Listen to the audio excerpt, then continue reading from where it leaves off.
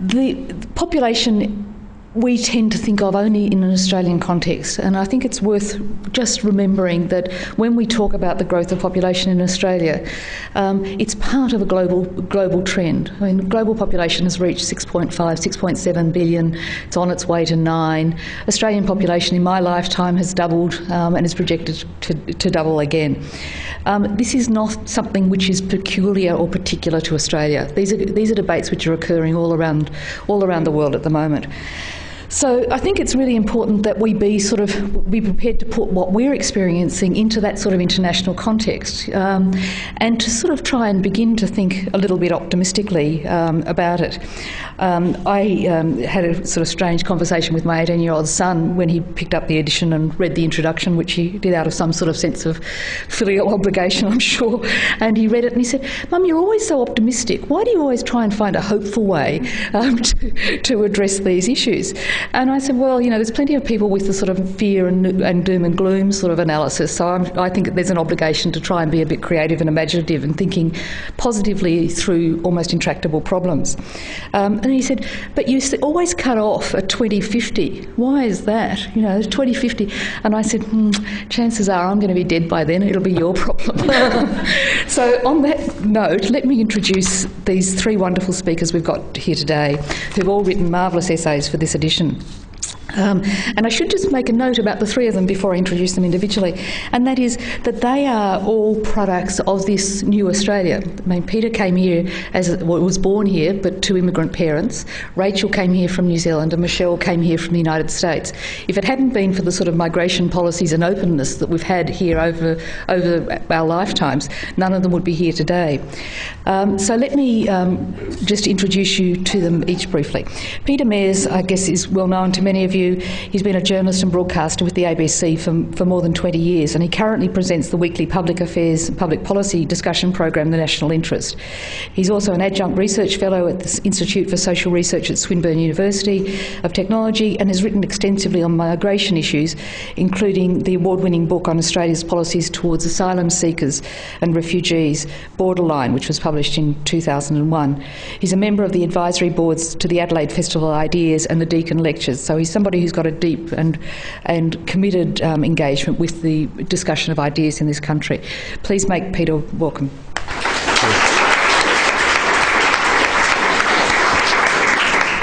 Our second speaker is Dr. Rachel Buchanan, who's the author of the album, Lest We Forget, a history memoir of the of New Zealand, which was published by a Maori-owned New Zealand publisher earlier this year. She teaches journalism at La Trobe University, trained as a reporter on daily newspapers in New Zealand, which is a great training ground for many of our best reporters, actually, and was on the staff of the Melbourne Age from 1993 for about 10 years. And her PhD is in history from Monash. Please welcome Rachel.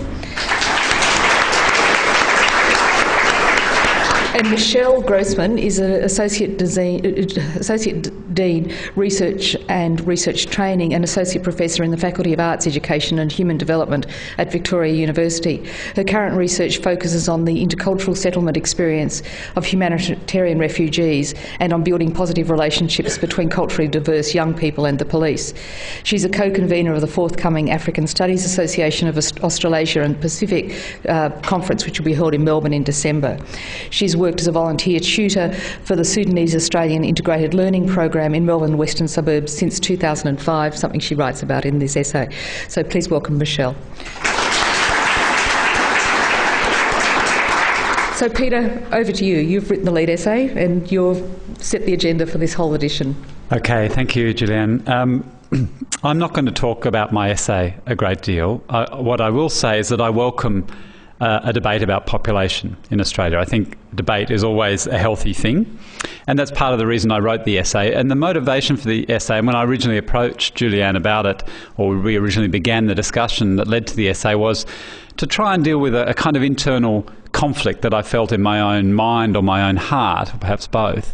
And that is that as someone who's written a lot about migration and studied migration to quite some extent as a journalist and as a kind of quasi-academic, I'm aware of the transformative power of migration, I guess, for individuals, for societies, and for the countries people come from in all sorts of ways, the amazing things that can come from migration.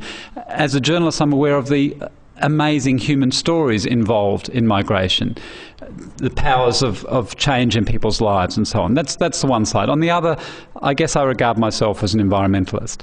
And so I'm also aware of the way in which, for example, here, as Melbourne expands, we are rolling over farmland, we are rolling over grasslands, we are constantly sort of spreading the urban footprint into the countryside. And at the same time, our demands for things like water and fuel and so on are ever expanding. So we've seen now a movement, an environmental movement arguing about population, if you like, if I can put it those terms, or an environmental argument about population, about the limits to population, the carrying capacity of Australia and so on. And I wanted to try and, well, how do I fit these two things together? My belief in migration as a transformative process and my concern for the environment. So that's what the essay is about. But as I say, I'm not going to talk too much about the essay. You can read it. What I wanted to say a few words about is the debate about population we're having in this election campaign. And it's not a debate about population. It's a denigration, in my view. It's not about population, it's about migration, let's be clear. Neither of the major parties is suggesting we should scrap the baby bonus, for example, or suggesting that we shouldn't, that people should be having fewer kids or anything like that. So we're not really talking about population. We are really talking about migration in this debate. And the first Labor ad I saw in this campaign segued from protecting the borders with a picture of, having strong borders and a picture of a coastal patrol vessel, segued to, and a sustainable population and a picture of a crowded freeway. Now we can see the connection that's being made there. It's pretty blunt, pretty obvious. We had Julia Gillard give a speech in Parramatta to a population conference where she talked about people in Western Sydney being tired of clogged freeways. So, okay, you're stuck in a traffic jam, it's a migrant's fault. We had Julia Gillard in her hometown in Adelaide, visiting her parents and going back home and talking about how Australia welcomed the right kind of migrants like her parents who came from Wales in the 1960s. She neglected to mention that in the 1960s we had something called the White Australia policy. So, we need to be a bit more self-reflective about the history of migration in Australia and what the right kind of migrant might mean. It raises the question, what's the wrong kind of migrant? What did she mean by that? To Tony Abbott now, he, in his campaign launch, the phrase, I heard this said by a journalist, I wasn't there, but the phrase he used the most was, stop the boats. That was the most used phrase. What does that tell us about the level of policy debate today in Australia? He said earlier in the campaign, we don't owe it, or words to this effect, we don't owe it to the rest of the world to take in tens of thousands of migrants every year. I mean, what a ridiculous statement. We have never taken in migrants because we owed it to them. Australia's migration policy has been entirely self-interested. It has been a policy designed around what has been perceived as the national interest. I mean, just remember back, if you can, before the GFC, before the global financial crisis. What were we talking about? We were talking about Australia's skills shortages constantly, and about how we needed more workers, more skills to keep the economy moving. In fact, Tony Abbott in January this year, I'm quoting from an article by George Megalogenis here from The Australian, in 24th of January, the opposition leader said, "My instinct is to extend to as many people as possible the freedom and benefits of life in Australia. A larger population will bring that about, provided it is also a more productive one." Since 1970, an Australia that's 4 times richer has more than coped with a population that's 2 times greater. So that was Tony Abbott's view about population in January. It seems to have changed a bit since we began this election campaign and this debate, as it's being called, about population. So as I say, Australia's migration program is not altruistic. It's always been self-interested. Right at the moment, you won't have heard this press release reported because we're in the middle of an election campaign, but I sign up to the Immigration Department press releases. This one is about how we're currently hosting an expo in London during September to help employers find skilled workers from the UK. So we're busily out there recruiting those workers right now in the middle of this election campaign. And that brings me to something that is in the essay, and I'm going to try and wind up because I don't want to talk for too long, and that is that we talk about migration these days as if we were still in the 1960s, as if people came on boats and had a long sea voyage, and once they got here they stayed forever and that was it. Migration doesn't work like that anymore. We have, particularly in the last 10 years, shifted to a system that gives much greater weighting to temporary migration. So we have something called the Skilled 457 visa, a temporary migration visa, brings people to work for up to 4 years. We have a large number of New Zealanders who are essentially temporary migrants, although they can stay here. That it's open to them to come and go from Australia, and Rachel will talk more about New Zealanders later. We have a huge army of international students who perform an enormous range of entry-level jobs in our service economy. You know that if you've ever caught a taxi in Melbourne. We have backpackers on working holiday visas who pick fruit or who work in tourist resorts and who can get a second 12-month visa after the first one if they work in a regional economy or regional industry for a certain amount of time. And you know, so when we talk about cutting migration or target setting or things like that, as we're hearing in the debate at the moment, don't kid yourself. If there is a demand for workers from business, if the demand is great enough, the workers will come in. They'll come in on temporary visas. Now, what does that do to our society, that we bring in these migrants now on temporary visas and say to them, you can stay 4 years, but maybe not longer, or maybe you can stay 2 lots of 4 years and you're here 8 years, and maybe you stay 3 lots of 4 years and you're here 12 years, but you're still a temporary migrant. This is territory very much under-discussed in Australia, the changing nature of our migration program. It is, the words that are used are flexible, demand-driven. Demand-driven meaning our economy needs certain skills, that is the demand, that is why we'll bring the migrants in. Flexible meaning business can bring in migrants when they need them and not when they don't. These are the kind of changes that a real debate about migration, a real debate about population would be discussing, and they're complex and difficult issues.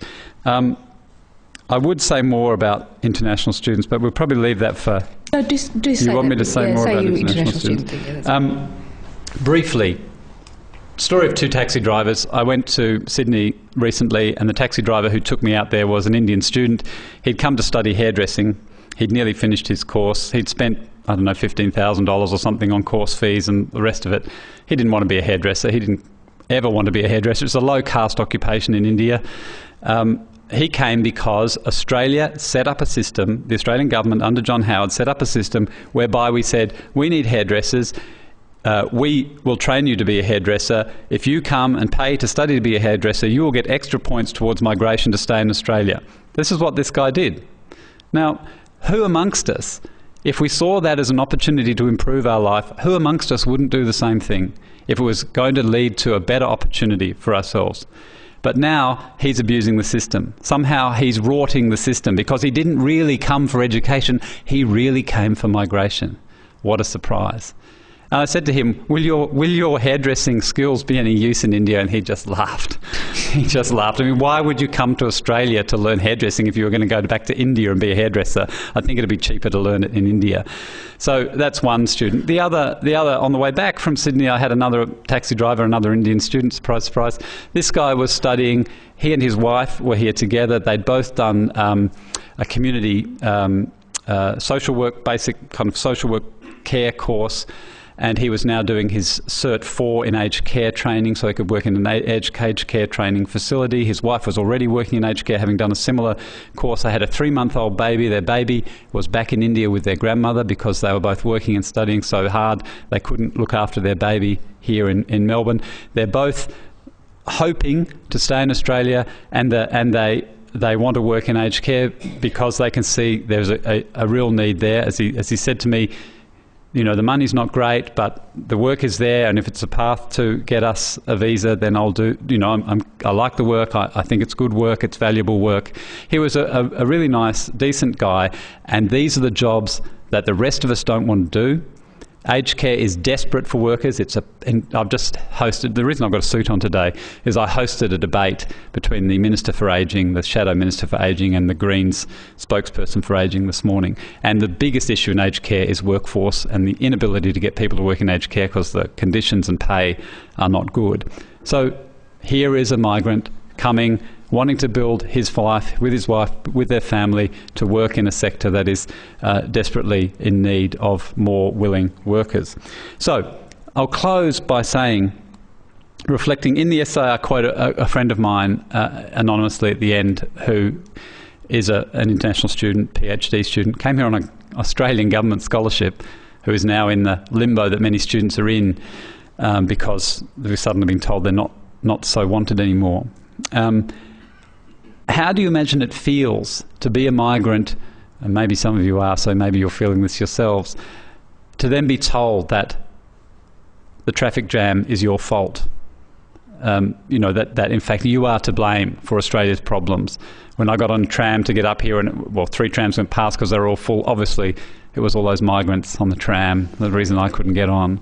So I think we should think carefully about the messages we're giving and what that means for Australia as a cohesive society and for our own future. So. Thank you very much.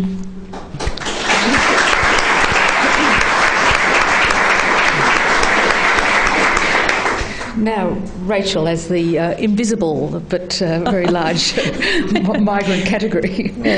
It's interesting just hearing Peter talk. Lots of New Zealanders are sort of migrant workers here and have built. I've got cousins who helped build the Burnley Tunnel. In fact, almost every young man from Mosgiel and Gore came over here to do that work, very high paid, set themselves up, went back, bought houses, and that was that. Earlier in the 1970s, I have relatives who built the Westgate Bridge. So that's a sort of a hidden community of workers that come over and build these. And Maori, New Zealand and largely Maori workers, I think, are doing the tunnelling for the Wonthaggi desalination plant as well. Yeah, so anyway, I'm just going to start with, it's a very short little poem, it is really, and it's called The Immigration Experience, and this is the second part of it. It explains where I come from. Say six, say sex, say chili bin, say weewile, say hungy, say hongy, say haka, do haka, say Pākehā, say it properly, say fish and chips, no say deep fried Mars bar and pineapple rings, say 2 power fritters, no make that 3, and 4 bits of hokey and a white bait fritter, yip, with some bread and $5 worth of kumara chips and a bottle of L&P, family size, say choice, heaps, thanks, cheerio, say Greg Chappell underarm bowling incident, say Once Were Warriors was not a documentary, say AJ Hackett original bungee jumping company, say tramping Pavlova Lamington, say yes, it's very beautiful, especially the South Island, say that's neat, eh? Say held Chunuk Bar for 6 minutes, unbelievable effort, yeah, at Gallipoli it wasn't just the Aussies, say The Piano was a New Zealand film, say Crowded House was a New Zealand band, say Kiri Takanawa thinks she's too good for us, say John Walker is still the first man to run the 4-minute mile, say the kumara does not know it is sweet, say Kiwi ingenuity, where men are men and sheep are scared, first place to give women the vote, yes, they're very good at sport, a little piece of England, too Americanised, it's just like Australia used to be, but the situation is different for Māori people, there's so many more of them, they were better organised, the warrior blood, etc. Of course they've got the treaty, well even the Queen apologised, bicultural not multicultural, problem with the gangs, black power, white wines, nuclear free, clean and green, vast unspoiled wilderness, it's just too small, that's the thing, everyone's related one way or another, everyone's a cousin, know what I mean. So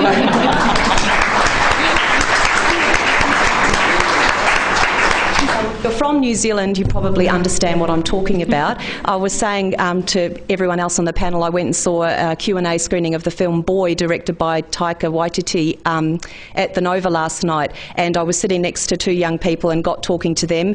I said to the guy, are you a New Zealander? He said, oh no, I'm Australia's version of New Zealander. I'm from South Australia and I grew up in Tassie. And then his girlfriend was a New Zealander, and it took two questions to establish that, you know, her brother was best friends with my brother, they worked at the same pub and so on. So the reason I started with that little piece is that when I wrote that, it was 10 years ago. It still feels like it works and says something that I want to say, but I recorded it for a CD, and the person that was speaking before me was a poet called Lisa Belair, who sadly has passed away, but Lisa was an Aboriginal poet and many other things besides, but her poem ended with the line, "She likes cousins imperial leather," and we started talking about the word cousin and cousins, and then she listened to me perform and she said, we, meaning Aboriginal people, get really sick of you New Zealanders, you Maoris coming over here and telling us how to do things. And we get sick of hearing about how colonisation in New Zealand was good and how the Maori did the right thing and how we sort of failed in some way. And I'm mentioning Lisa because I think her comments are worth considering, but also because I'm quite disturbed, I guess, that in this current election campaign there is no mention of Aboriginal issues at all. It's a complete silence. And, you know, 10 years ago, reconciliation was, everyone was talking about that. The intervention was something that was being talked about a few years ago, and it's as if we've had the apology and everyone can move on now and we can talk about important issues like population.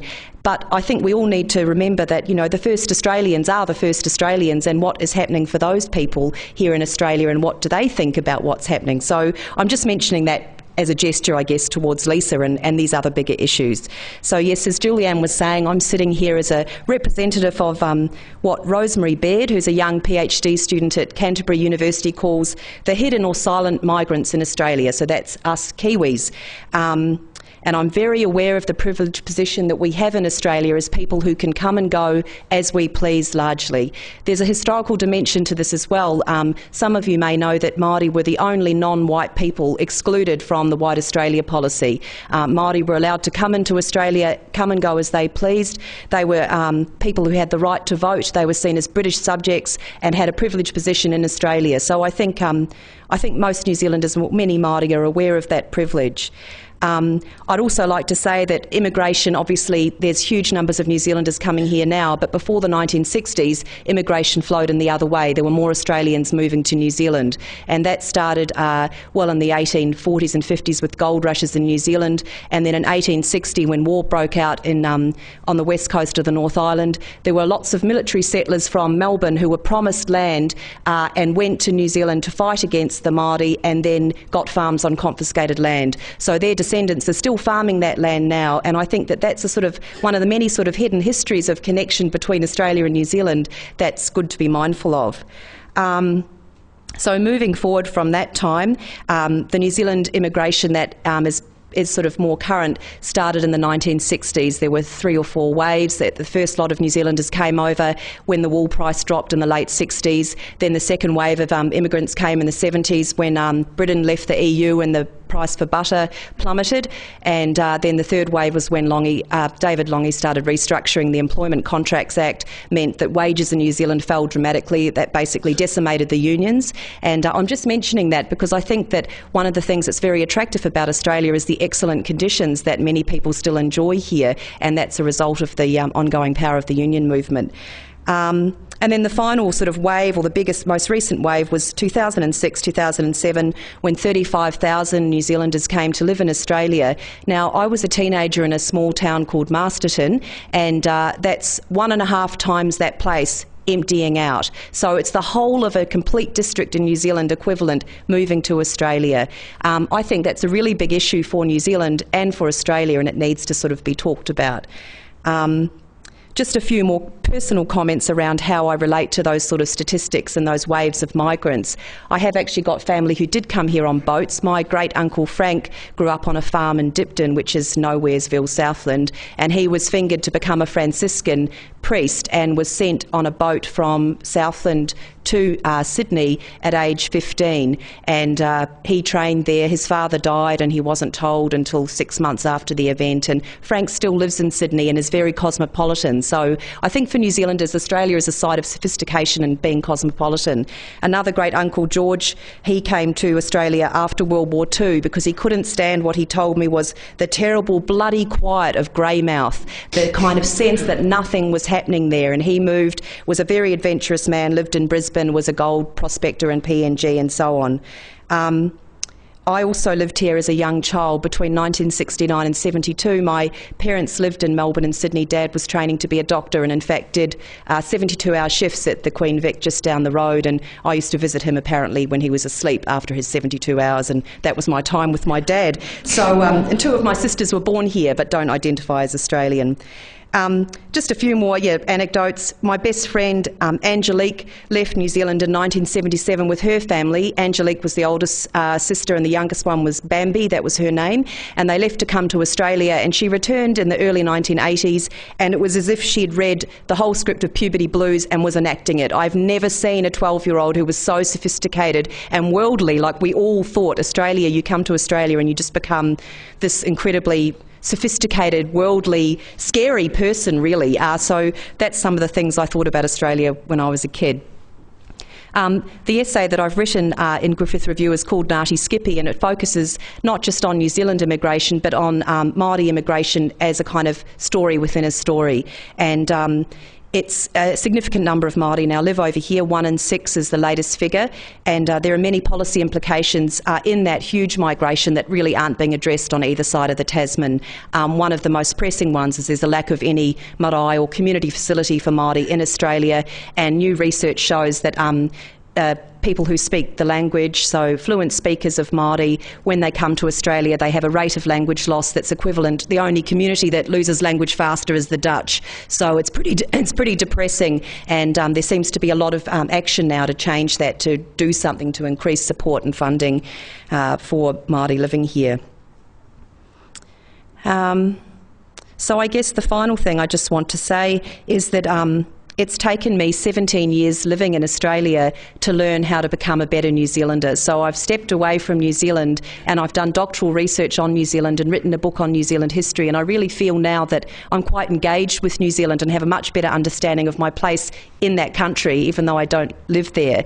But thinking about preparing for tonight, I guess the challenge for me and for all immigrants in Australia is how to become better Australians. And I think they're really big questions. And so if we start with where I live in Altona, 2 minutes from where Julia Gillard lives, there are many, many things that are not being done that need to be done. And Peter talked about some of those environmental issues. I mean, all our broccoli in Melbourne is grown in Werribee, but that land has all been now released by the state government for new houses. I commute to Latrobe on the Western Ring Road, and I don't know where the hell all the traffic's coming from, but it is a diabolical nightmare. So, I mean, traffic really is a significant issue. Obviously, it's not migrants' fault. But these issues around population and immigration seem to be about much more than just numbers of people coming in. They're to do with infrastructure and a failure to deal with climate change and a failure to deal with overconsumption and all of that. So I think I'll leave it there, but yeah. Thank you.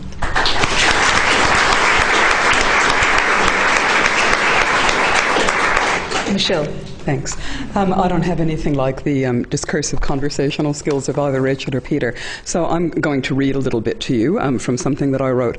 I'm very glad that Peter has made the careful distinction between a debate about population and a debate about immigration, because that addresses directly some of the things that I now want to say to you about boats and boat people.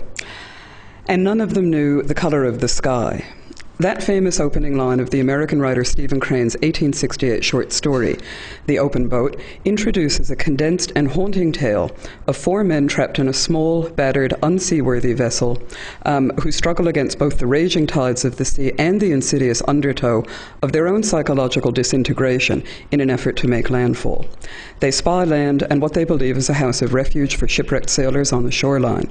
But the house of refuge appears abandoned when they draw closer. And the people they spy at a distance on the beach seem unaware that they are struggling to reach land, waving casually to the shipwrecked quartet instead, and then disappearing as the boat is again swept out to sea. When 3 of the men finally struggle ashore further down the coast, the narrator remarks, "The wind brought the sound of the great sea's voice to the men on shore, and they felt that they could then be interpreters." This microcosmic tale of human beings striving to breach the void of natural indifference to their yearnings and their fate, who at last become interpreters of both themselves and the world around them, is punctuated by the reflections of one of the men while they were waiting for the right conditions to make another essay at landfall. The man thinks back to a fragment of history he encountered at school, and I quote now, In his childhood, the correspondent had been made acquainted with the fact that a soldier of the Legion lay dying in Algiers, but he had never regarded the fact as important. Myriads of his schoolfellows had informed him of the soldier's plight, but the dinning had naturally ended by making him perfectly indifferent. He had never considered it his affair that a soldier of the Legion lay dying in Algiers, nor had it appeared to him as a matter for sorrow. Now, however, it quaintly came to him as a human, living thing. It was no longer merely a picture of a few throes in the breast of a poet, meanwhile drinking his tea and warming his feet at the grate. It was an actuality. On different shores, in different times, we are once again in the presence of boats, and of the spectral implications of either empathy with the plight of others or of indifference to suffering and need. Crane's correspondent made the leap of empathy as he lay in a leaking vessel contemplating his own death, which, unsurprisingly, made the deaths of others lying distant in lands far from home resonate with new insight for him. Can we say the same of ourselves in Australia today? There is no question that boats and boat people have suffered a reversal of fortunes in modern public consciousness over the last 500 years or so. Once the focus and setting of popular heroic tales of romance, triumph, and adventure, for much of the modern period, they have come to be symbolic of modernity itself, particularly through an association with colonization, mobility, and conquest. For example, my own land of birth, the US, was first invaded and then populated by boat people seeking refuge. The Puritans who arrived on the Mayflower off the coast of Cape Cod in 1620, like the French Huguenots who arrived on American shores around the same time, were seeking freedom to practice their own religion beyond the persecution that had beset them in their countries of origin.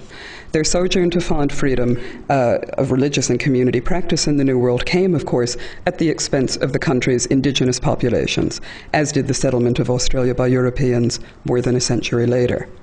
In the case of the Pilgrims and the Huguenots, their communal history of persecution, refuge, sojourn, and settlement became intertwined with prideful American narratives of nation-building and frontierism, deeply woven into American consciousness through constant retelling in the history books that millions of American children have read over the centuries. The founding myths of American national identity are thus the founding tales of boat people. In related but opposing terms, the slave trade that plied the Atlantic for much of the 17th to 19th centuries delivered boatloads of enslaved, forced migrants from Africa to the centers of agriculture and commerce across the New World, particularly Latin America and also North America from various imperial powers. The stories of these people and their descendants, and the dark and shameful shadow they have cast over American understandings of the unspeakable suffering, deprivation, and cruelty on which the country was built, are also part of how Americans reconcile the fact that our national past has always and everywhere been transnational from its inception. But the heyday of the boat and its human cargo, whether conceived in heroic or abject terms, is largely over. Airplanes have virtually wiped out shipping as a common mode of human travel and mobility. In short, boats and boat people are an anachronism in contemporary times. I wanted to draw our attention tonight precisely to the anachronistic nature of boats and boat people because I think it tells us something about the anachronistic nature of current debates in Australia around immigration and refugees. One of the ads targeting their mantra of "Stop the Boats," created by Tony Abbott's election campaign team and released this week, featured the infamous Australian immigration vessel, the Malu Sora, which sank 5 years ago in the Torres Strait. 5 Australians on that boat died, including a small child. The boat had nothing to do with asylum seekers or border protection, but was instead tasked with monitoring travellers from Papua New Guinea passing through the Torres Strait. So why use an image like this in an election campaign? I want to suggest that the choice to use boats and boat people as a central feature of the Coalition's border panic message is directly related to the anachronistic nature of the border protection boat debate itself. The breaching of Australia's borders by boat or by land, like boats and boat people, speaks almost entirely to Australia's past. The waves of boat people who arrived seeking refuge in the 1970s from Southeast Asia have been replaced at the turn of the century by a trickle of desperate refugees who have neither the means nor the time to wait for their lucky number in the lottery that is the UNHCR humanitarian entrance program, or to risk certain deportation by seeking asylum at an airport through customs and immigration, if they can afford the plane fare to begin with. As Julian Bernstein suggests, it would take 20 years for the number of refugees who enter Australia each year to fill the MCG. Well, if that's the case, then the number of people trying to arrive by boat in Australia today would take a similar amount of time to fill the neighbourhood swimming pool in my own local suburb of Footscray. Yet boats and boat people continue to persist as spectral threats to Australia and its much-touted way of life in the minds of at least some citizens. Why should this be so? I think this persistence can be explained in part by the fact that boats and boat people participate in the discourse of nostalgia, in which idealised fantasies of the Australian way of life are so firmly embedded. Like the boats themselves, the rhetoric of boat panic plays to an audience held captive by its own futile desires concerning the resurgence and the preservation of an imagined past. That past is a largely white Australia oriented towards Europe, its indigenous population contained and controlled with Lebensraum to spare, and no tricky issues around whether to swear on the Bible or some other alien tome when giving evidence in a court of law. The asylum boats and their human cargo face off against this idealized image as symbols of the anti-modern, icons not of frontierism, but of atavism and need, not of progress, but of objection and despair.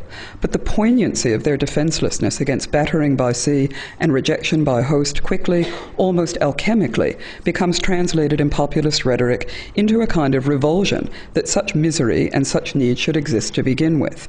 Its effects are conceived of as contaminating and viral, and if we can keep out the boats, we can keep out also an awareness of the moral disease they breed in the shape of our own lack of care and compassion for those who seek our help, and who in turn offer us an enlarged, more expansive understanding of human experience and capacity. The insular fantasy of Australia as an uncontaminated space of homogeneous plenty and well-being, of course, is as leaky and unreliable as the boats themselves. Australia has been systematically, structurally multicultural, and in many ways admirably pluralistic from the post-war period to the present, and in fact from its very founding, in European terms. Recent work by the Tasmanian historian Cassandra Pybus has put paid to the myth that only white-skinned Europeans landed with the first fleet. And concrete, meaningful recognition of Indigenous Australian histories and rights is very slowly making its way into legislation and popular consciousness, although for many of us it is still too slow and perhaps too late by far. And yet, the boats and the human beings who huddle within them continue to haunt us. They haunt us when we cannot make the leap of empathy, as the correspondent in Crane's short story is finally able to do. They haunt us when we fail to understand that every refugee, from wherever they hail and whatever language they speak, would choose to stay at home if only they could. They haunt us when we are threatened by the loss of control to which we feel subjected by the advent of climate change, of terrorism, and of global economic crisis. We are right in some sense to fear that loss of control, because like everyone around the world, we have arrived at the mouth of the global monster created by decades of neoliberal economic and political architectures in which people's lives are measured not in units of one, but in units of billions, an extension of the old idea that human beings are assets or liabilities of commerce, and not a vulnerable group of people huddled in a boat trying to steer towards the safety of dry land and the welcome of their kind. I'll just make a couple of additional remarks. But we are wrong to think that an approach to immigration and to how we deal with refugees driven by fear, ignorance, atavism, and cowardice is going to help us manage either the sense or the reality of this loss of control. The refugees I know who have settled in Australia tend to arrive by plane, not boat. They endure in stoic silence, for the most part, unbearable memories of the torture, trauma, displacement, and loss that they've survived. They are focused on the present and the future, not on the past, though many of them yearn with heartbreaking persistence to return home when it is safe for them to do so. They send their children to school, and they go to school themselves. They work in our supermarkets, our schools, our hospitals, our houses, and our factories, often performing the jobs that longer established Australians are reluctant to take on anymore because they do not represent upward mobility. They eat, they sleep, they care for their children, they pray to their god or gods, they make friends, they show resilience in the face of discrimination and indifference, and they try hard, very hard, to wrap themselves around their new lives and their new homes, to embrace the shoreline on which they have been washed up by the prejudice of others, to read the landscape of their deliverance for signs of warmth and welcome and the possibility of belonging. They don't always find what they're looking for, but in my experience, they keep looking anyway, even when there is is no longer anything to spy on the horizon or on the ground. They are you and me, in a boat, clinging to each other and to the creaking, unwieldy oars by which we attempt to steer towards safe passage and the comfort of the earth. To deny them is to sink our own boat, to wash out to sea on a tide of remorse and wrong-headedness from which there is no reprieve. By playing into the wringing, manipulative hands of those who would have us believe that the threat to our security and our well-being lies beyond our borders, we miss seeing and addressing the peril that lies within. That peril is our own failure to interpret both our own experience and that of those around us, and to find a way to embrace it together. Like the men in the boat of Stephen Crane's short story, we must at some point take the plunge toward land while contemplating the fact that we may not make it, may instead be lost to the indifference of the sea. But if we become indifferent, like the ocean, to the fate of others, to their needs and their humanity and their promise, we will truly be lost at sea without ever having left land. When I was in Halifax in Canada a few years ago on a research fellowship, I became addicted to the 24-hour weather channel on which Canadians enjoy up-to-the-minute weather briefings. Writing in my room one morning, I was startled to hear the newscaster use the phrase broken skies to describe what you and I might call patchy clouds in the forecast for the day.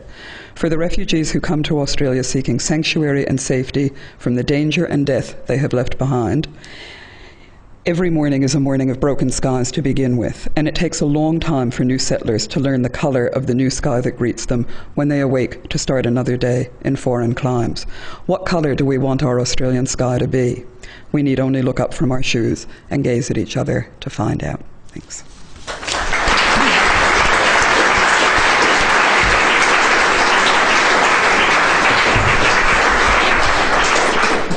Thank you very much, Michele. Michele has written a wonderful essay in this collection about the work that she's been doing with a Sudanese, young Sudanese woman. Sudanese or Somali? Sudanese, yes. And it's one of two very strong pieces about the sort of refugee experience and the experience of actually both authors, because the other piece on in that sort of vein is by Anna Maria Del Oso about her work with teaching English to refugees in Sydney, and both are from an experience of having been either first generation or second generation settlers in Australia, and feeling that there is something to put back in a way. And one of the things that struck me listening to your comments and then putting it into the context of the others is that I have a sort of sense of nostalgia for the Australia of the sort of 70s, 80s, 90s, where we were so proudly multicultural and so proudly affirming of the sort of the way we've managed to create a society which pulled people from all around the world to create something that was uniquely here.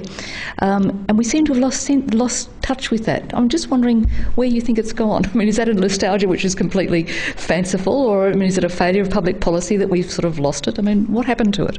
Well, I think it is maybe a bit nostalgic, and, I think we only need to remember terms like wogs and dagos and slopes and all the rest of it to know that growing up in the era when I went to school in the 70s and being from what is now called a culturally and linguistically diverse background. It used to be called, it's CALD, it used to be NESB, as in non-English speaking background, or non-Anglo and so on.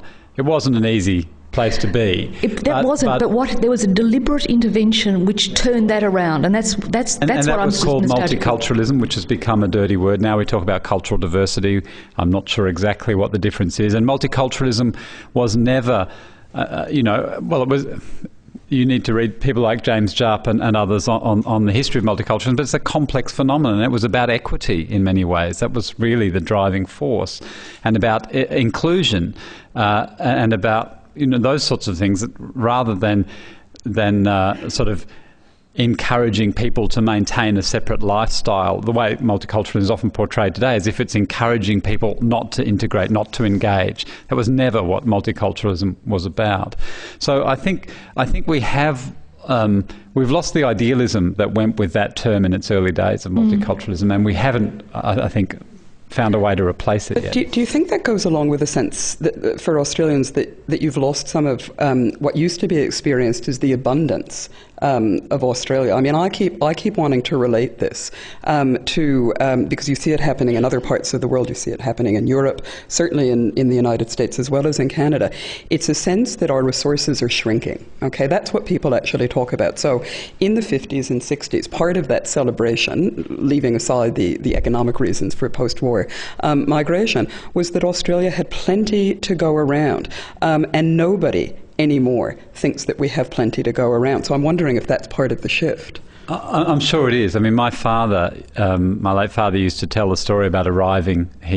My parents migrated from England to Western Australia in the 1950s, in 1954, I think it was, and he talks about being met.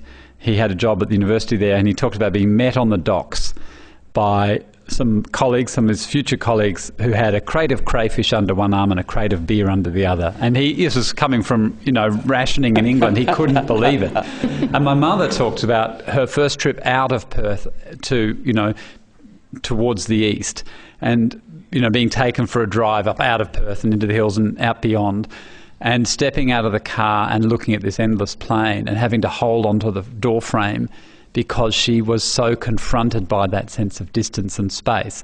So, I mean, this is a bit of an expansion of what you were suggesting, but I think you're right. I think there is a sense that, more of a sense of competition and sort of lack of resources. And we should also not be, we should remember here too that often migrants or the children of migrants themselves are those who don't want more migrants to come. It's not, there's not, I mean, this is, this kind of concern is shared across. I had another quick anecdote. Back in the time when I wrote the book Borderline and was very involved in refugee stuff, a young woman who was a student filmmaker approached me and said she wanted to make a film about the boat people and just to get people informed and understand, and she went out to do a whole lot of vox pops in the street with people from different ethnic backgrounds. And then she rang me up and said they all wanted to stop the boats. And she was really shocked and disheartened because from her perspective that wasn't her. And so I think, so... Right. I wonder whether, I think that's right, that there's not a sense of plenty. No one would think that anymore. But I wonder whether it's connected also with what Peter was saying about the sort of hidden nature of migration in the past 10 or 15 years with overseas students and 457 visas, and the way that overseas students, being promised that they could stay here, the way that they've funded our universities. And they're not, in my experience at La Trobe, there's not a particularly great integration between overseas students and local students.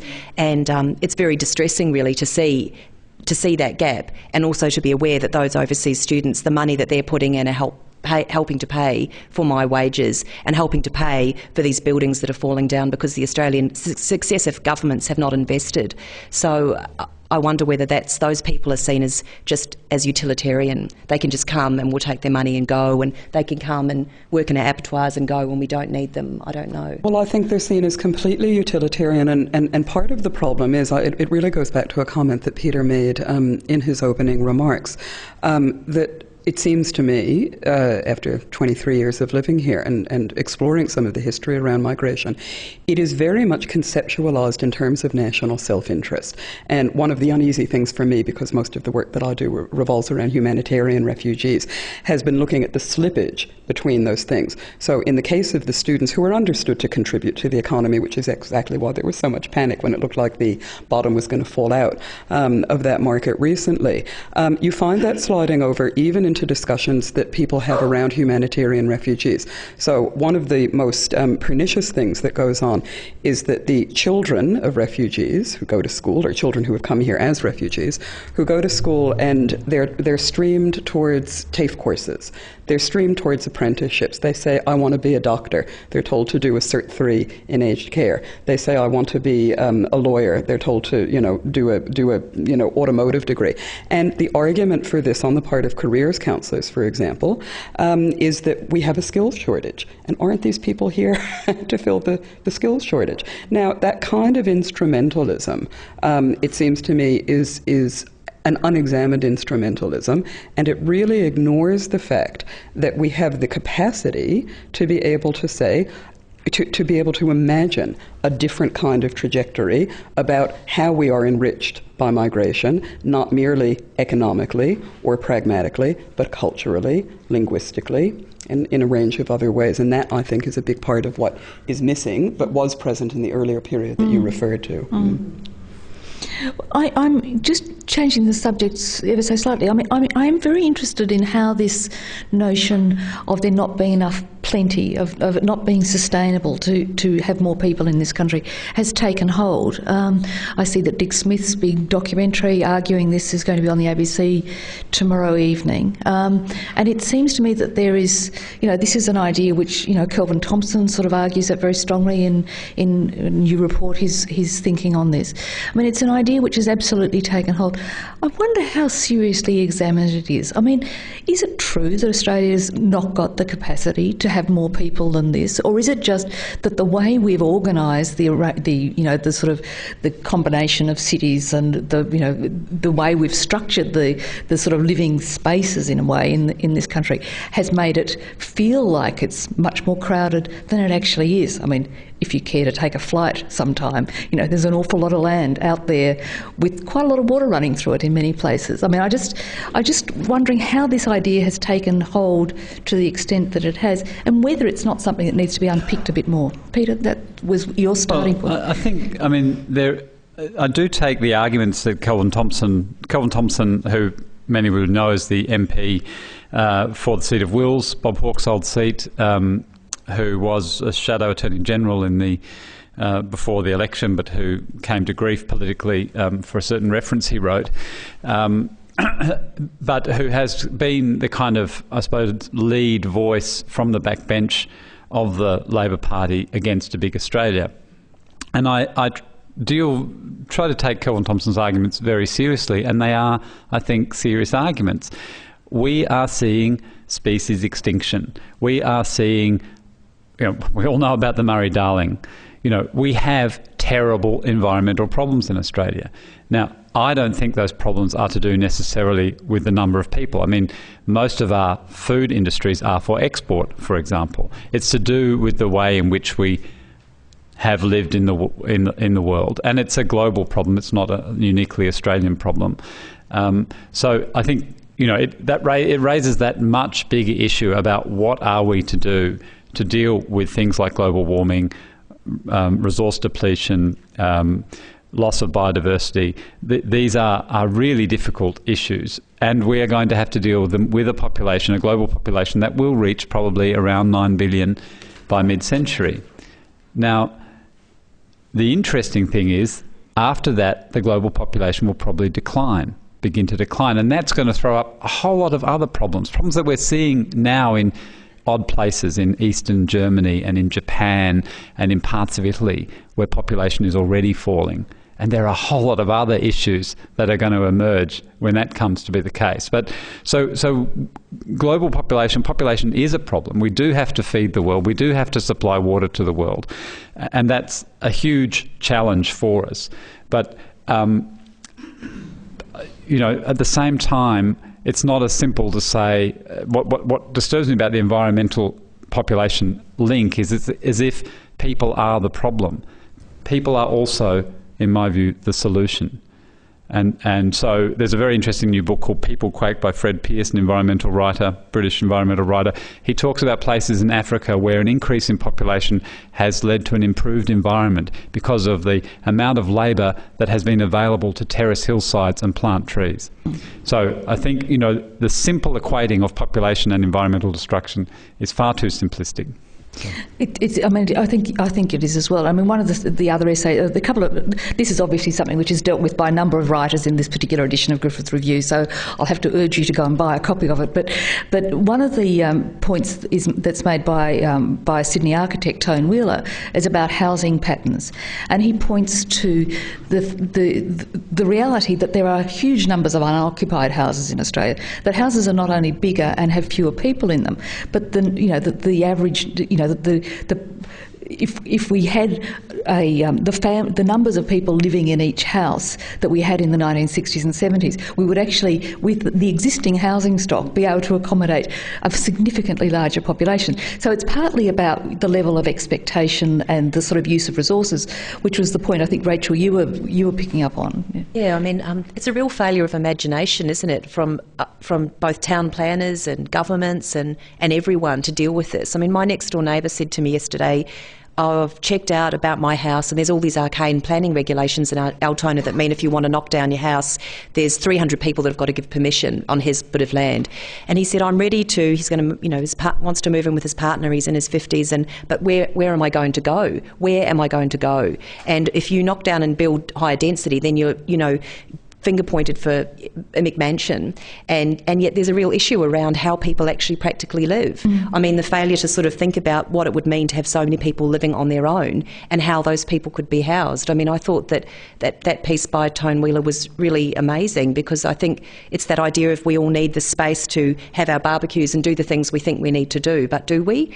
What are we doing in our housing? Isn't there another way of doing it? Isn't there another way of doing it? That's right. But I don't know how you're going to turn that ship around of the great Australian way of life. I mean, I myself enjoy having a backyard. It's lovely. I would be very reluctant to give that up, but perhaps that's what has to happen. I don't know. But I think you're absolutely right, Rachel, when you say it's a failure of imagination. For me as a New Yorker coming to Australia, I mean, I could not believe how empty it was from my point of view.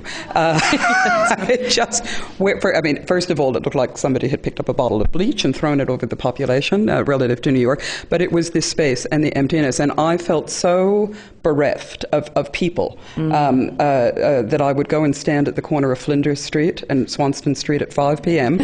just to feel the swirling masses. And I had vertigo for the first year that I lived in Australia every time I went out my front door, because I couldn't cope with the fact that in stepping out of the front door I didn't have to go downstairs or an elevator. In other words, my whole habitus, as Bourdieu would call it, was completely vertical, and I got dizzy being surrounded by so much flatness. So I really understand the relativity of these things, but I think the failure of imagination, I also wouldn't, now that I know what it's like to have a backyard, I also wouldn't want to give it up. But I'm willing to share it. And one of the things that really fascinates me about Australia is the lack of interest, although I think it might be changing a little bit now, but the historical lack of interest in thinking creatively about how we share spaces, how we share both our public spaces and our private spaces. The kinds of communal setups that you see in a number of European countries, for example, are almost unheard of here. What prospects, might await us if we started to think about how we reconfigure the way we occupy the space we have. Yeah. I'll just make the very brief point. Why do people like to go to places like Fitzroy and Carlton and St Kilda in Melbourne? Why do people like to go to places like Berlin, New York, Barcelona? Very densely settled places. Those places have a buzz. They have an excitement about them. Now, sure, a lot of us don't want to give up our backyards, but in fact, there are other ways of living, and it's not just about a failure of imagination. I think it's also about the failure of appropriate tax policies and all sorts of other things as well. But yeah. I think that was the lesson. One of the messages that came out of that piece by Tone Wheeler, that I got to the end of it when I'm editing it and thinking, actually, I feel really optimistic about this. These are clever, incremental sort of changes that he's suggesting that that work within our traditions. I must say that this is. I do hope that you've found this an interesting conversation. I hope that you will enjoy reading the essays in this edition of Griffith Review. I do think that they are enormously important in terms of putting some of the fabric in underneath the discussion that's going on in a very sort of headline sort of fashion. I must say that, just picking up on Michele's comments there at the end, that my forebears came here in the 1860s from various far-flung places for essentially reasons of economic migration, and yet I feel that sort of sense. I don't quite know what Australia is now or where it's quite going. I think we're in an extraordinary period of flux, and I think it's going to take the best thinking thinking and the energy and the positive sort of imagination of people like yourselves who are interested enough to come out on a cold night to hear a conversation like this, to drive that discussion forward, because it's really, you know, a blank slate, could go in any one of a number of different ways. And I think that we really owe it to, you know, to ourselves and to our children to try and make that as good as we can in the future.